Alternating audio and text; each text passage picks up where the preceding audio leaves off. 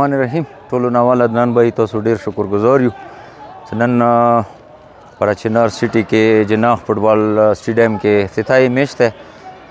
موږ د څوره سپورټس ملګري یو چې موږ سره صدر دی سرتاج بھائی، زه سپورټس چیرمین او علاقې چیرمین یم.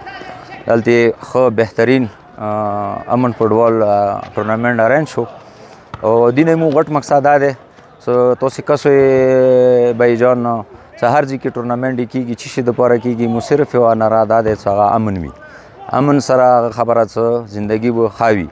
نو سپورټس نه مقصد امن، ورورولي، محبت، پهچان، ترقي او که چیرې سپورټس ته دا ټول عوام وده ورکړي نو انشاءالله امن به وي، امن به وي، امن به وي.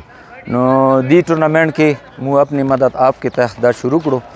نو انشاءالله مخکې به انشاءالله مو ولاړو ټوله څوره سپورټس مین یو او مو چې کوم سپورټس صدر دی سرتاج بھائی سټي کې اوسیږي هغه دا ارینج کړی دی فوټبال ټورنامنټ. دې سره مو شانه به شانه ولاړ یو لوکل څوره کلي والا ټیمونه دي انشاءالله هغه به ښه مینې محبت سره ورکې سا خلي او سټي والا به خلي انشاءالله یوت به انګیج وي، ټول عوام به انګیج وي. بسم الله الرحمن الرحیم. دا مو جناح سټیډیم باندې یو امن ټورنامنټ سټارټ کړی دی او دې کې مو سره مختلف ټیمونه دي، مختلف کلونه مو سره اخیستي دي. مطلب هر ځای کې ټورنامنټ سټارټ دی خو مو د خپل جناح سټیډیم باندې کېدولو او امن ټورنامنټ مطلب دا دی چې مختلف ټیمو والا راشي او وکسي ټورنامنټ وکسي دي څه امن رسي، امن والا یو میسیج ورکړي او کومه تا اوسه پورې مو ته څه غرو نه کو مطلب مو ډېر لوډ روغو که نه خو هغوی مو ته څه لیفټ را نه کو. بسم الله الرحمن الرحیم.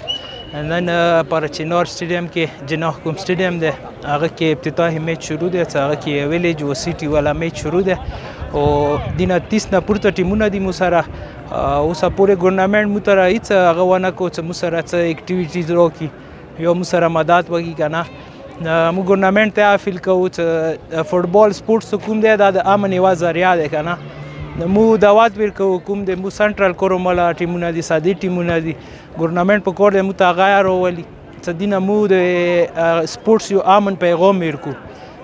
په کور دی چې مو ته ګورنمنټ پوره تعاون وکړي انشاءالله امن به برقرار ساتو او مو سره تعاون ضرورت دی چې ګورنمنټ مو سره تعاون وکړي. بسم الله الرحمن الرحیم.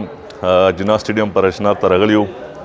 دلته د امن فوټبال ټورنامنټ دی د پارشنار سیټي او د کلیوالو په منځ کې میچ دی. ډېر بهترین اکټیویټي دی او سپورټس دی کلونه چې دي د امن حوالې سره بهترین کردار ادا کوي او کومه معاشره کې څه د فوټبال یا د سپورټس حوالې سره مختلف اکټیویټیز کېږي او صحتمند معاشره شمار کېږي. نو موږ گزارش کوو ډي سي د ضلعي انتظامیه نه نور کوم زموږ سپورټسمین دي یا څوره څه هغه دي کلبز دي ټول نه گزارش کوو چې سپورټس اکټیویټیز دي هر کوم یو سپورټ دی، فوټبال دی، کرکټ دی، والیبال دی، باسکټبال دی، چې کومه سپورټس ټیمونه چې دي پکار دی هغوی د خپلو ګراونډونه آباد کړي.